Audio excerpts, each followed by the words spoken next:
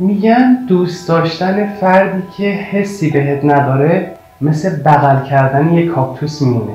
هرچی محکمتر بغلش کنی بیشتر بهت صدمه میزنه.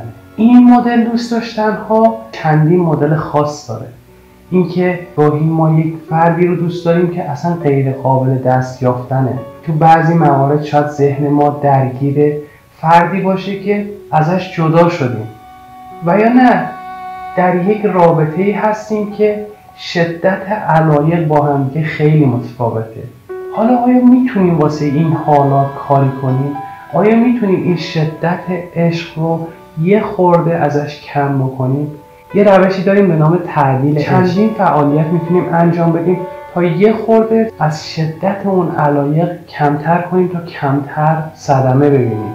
یکی از اونها ارزیابی مجدد شناختیه، به این صورت که تو دوباره نسبت به خصوصیت‌ها و خصلت‌های اون فرد یک بررسی مجدد داشته باشید.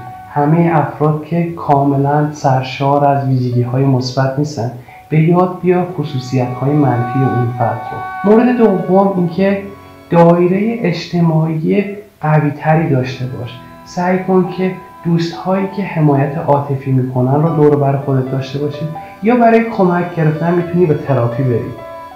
مورد سوم، محرک‌هایی که تو رو یاد اون فرد میاره رو سعی کن که از بین ببریشون. سعی نکن بری چت‌های گذشته رو مرور بکنی و یادگاری‌هایی که دادی به اون فرد و یادگاری‌هایی که گرفتی رو مجدد به یاد بری.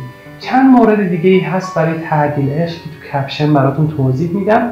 امیدوارم که زندگی سرشار از عشق و علاقه داشته باشید، اما دو طرفه.